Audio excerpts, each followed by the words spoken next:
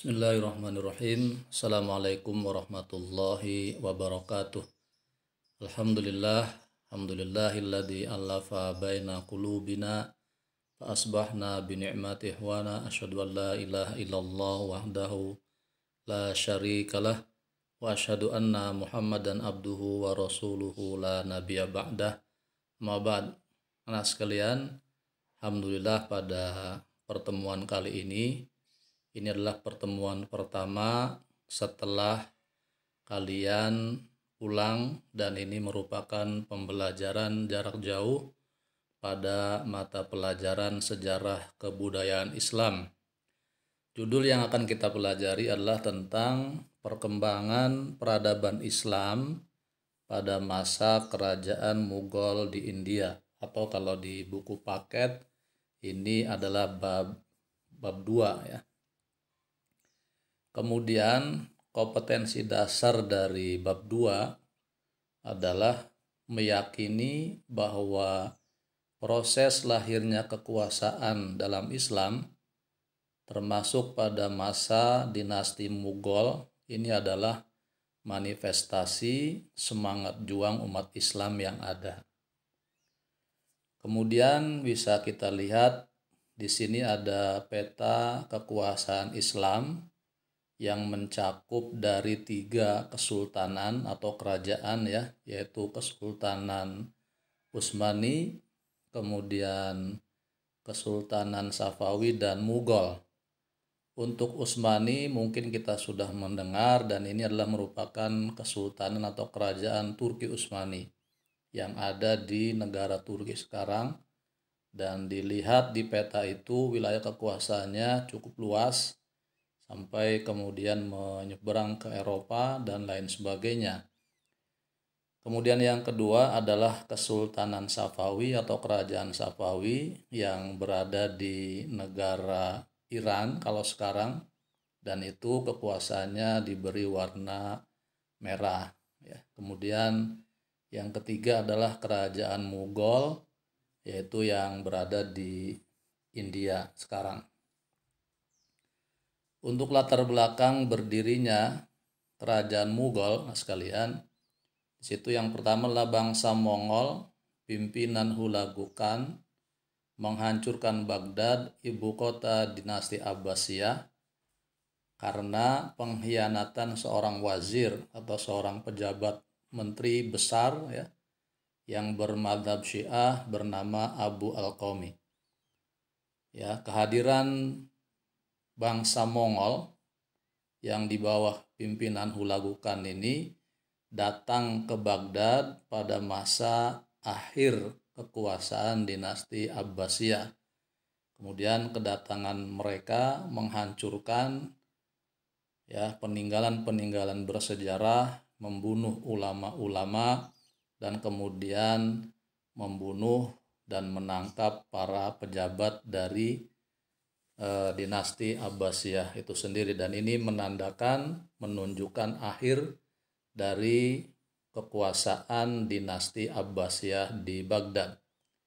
Mengapa kemudian bangsa Mongol di bawah kepemimpinan Hulagu ini bisa masuk dengan mudah? Yang pertama tentunya karena adanya kemunduran kaum muslimin saat itu, ditambah lagi ada perselisihan beberapa kekuasaan atau penguasa-penguasa kecil, ditambah lagi ada upaya pengkhianatan dari kalangan pejabat dari dinasti Abbasiyah itu sendiri. Inilah yang kemudian dicatat dalam sejarah masuknya bangsa Mongol menghancurkan Baghdad dengan mudah karena diberitahu jalan rahasia dan tentunya kapan mereka bisa masuk ke Baghdad.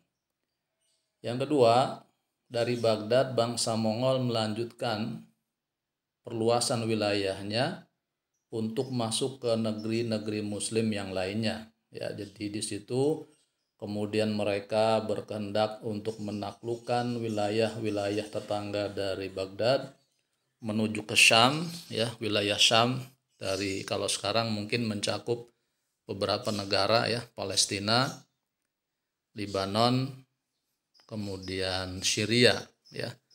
Nah, ini adalah negeri Syam yang saat itu kemudian bangsa Mongol ini bermaksud untuk melanjutkan penguasaannya terhadap negeri-negeri muslim. Sampailah kemudian mereka mendapatkan tantangan dari penguasa muslim ya, dari dinasti Mamalik di Mesir yang dipimpin oleh Saifuddin Qutuz yang merupakan pelanjut dari Salahuddin Al-Ayyubi ya. Jadi Saifuddin Qutuz dari dinasti Mamalik ini mengharapkan menantang bangsa Mongol yang telah menghancurkan Baghdad untuk keluar. Kalau memang mereka itu adalah bangsa yang kuat, maka oleh dinasti Mamalik mereka terpancing keluar dan kemudian terjadilah peperangan ya di daerah yang bernama Ainul Jalut, yaitu di daerah perbatasan Syam dan Mesir. Dalam peperangan itu kemudian bangsa Mongol ya yang tidak dipimpin langsung oleh Hulagu tapi oleh panglima-panglimanya, mereka berperang dengan kaum muslimin yang secara jumlah bangsa Mongol lebih banyak, tetapi karena keyakinan, semangat dan izah Islam dan kaum muslimin di Mesir saat itu mampu menahan bangsa Mongol di Ainul Jalut tadi. Dari pertempuran itu kemudian mereka mundur dan Hulagu kemudian kembali ke pusat kekuasaannya yaitu di Azerbaijan sampai meninggalnya di sana. Selanjutnya sekalian, bahwa Mughal ya yang tadi sudah saya jelaskan itu sebenarnya diambil dari kata-kata Mogul, Mongol ya. Nah, ini kalau pendahulunya mereka menghancurkan Islam, kemudian ada keturunan-keturunan mereka yang membuat satu kekuatan, satu kekuasaan yang dinisbatkan kepada Islam dan mereka memeluk Islam, dan itu terbukti menjadi sebuah kekuatan besar yang ada di India yang disebut dengan Kerajaan Mughal. Ya. India sendiri sejarahnya itu diambil dari nama sungai di India yaitu Sungai Sindhu. Ya. Sekarang sungai itu berada di negeri atau di negara Pakistan dan menjadi pusat ya yaitu di Karachi. Kemudian sebelum Mughal berdiri atau sebelum kerajaan Islam Mughal ada di India ini berdiri, sebenarnya di sekitar India ya itu juga berdiri kesultanan-kesultanan, kerajaan-kerajaan kecil, sehingga dipastikan bahwa sebelum kerajaan Mughal ini berdiri di India juga sudah ada kekuasaan Islam di sana, yaitu yang berpusat di Delhi ya, maka disebut dengan Kesultanan Delhi.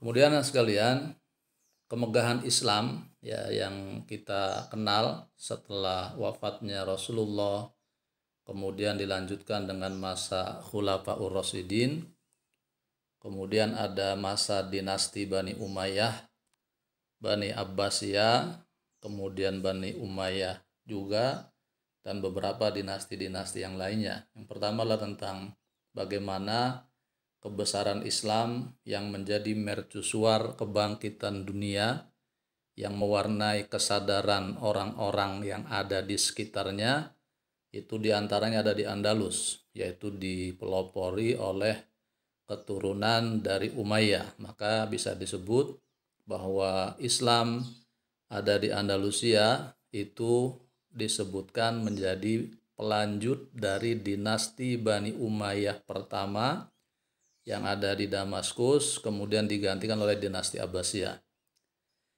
Kemudian ada dinasti Abbas ya, dinasti Abbasiyah yang ada di Baghdad di Irak. Nah, ini berdiri ya atau berkuasa kurang lebih hampir 5 abad ya, 5 abad lebih. Kemudian setelah Abbasiyah runtuh, tadi sudah dijelaskan di awal, maka muncullah kerajaan-kerajaan kecil. Dari sekian kerajaan-kerajaan kecil itu yang paling besar dan kemudian bertahan lama adalah ada Turki, ada Sapawi, dan ada Mughal. Ya. Mughal atau Mongol atau Moghul ya, ini berasal dari anak cucu Genghis Khan. Genghis Khan, kemudian salah satu putranya ada Hulagu Khan.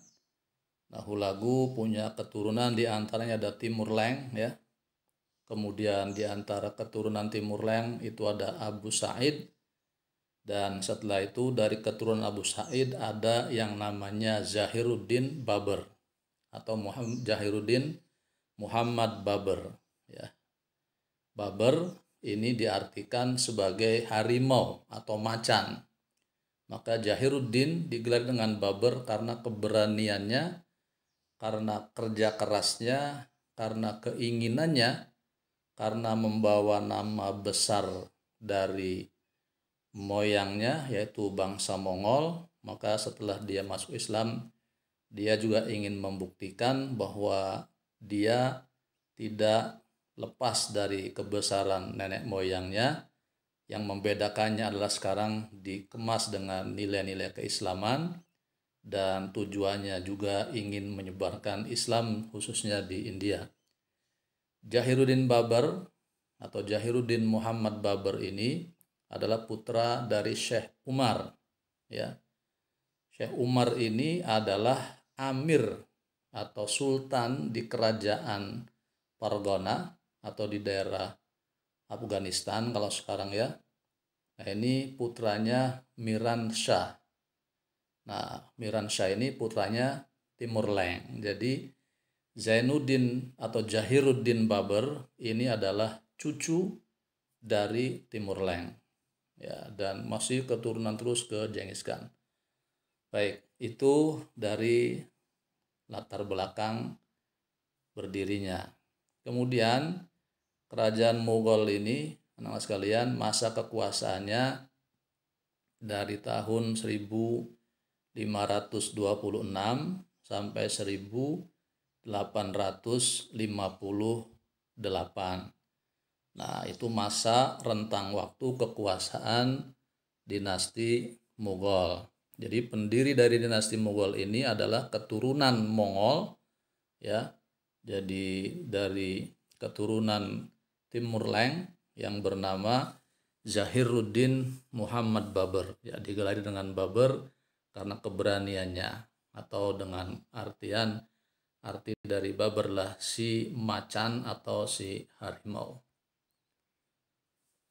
Kemudian sekalian, Zahiruddin Muhammad Babur ini mewarisi kekuasaan ayahnya. Tadi sudah disebutkan bahwa ayahnya ya Syekh Umar Mirza sebagai seorang amir, pemimpin dari sekelompok ya kabilah Mongol yang ada di Fargana, yaitu ada di Afghanistan kalau sekarang.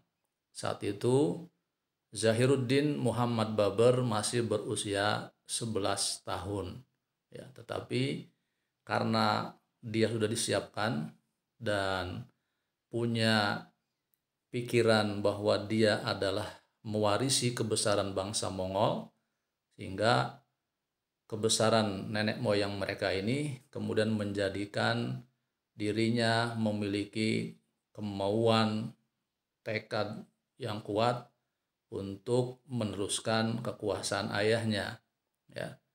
Maka setelah dia kemudian dinobatkan menjadi raja ya, seiring berjalannya waktu, kemudian dia menaklukkan negeri-negeri yang ada di sekitarnya ya, sampai kemudian dia menaklukkan wilayah Samarkand di Eropa Timur ya pada tahun 1494.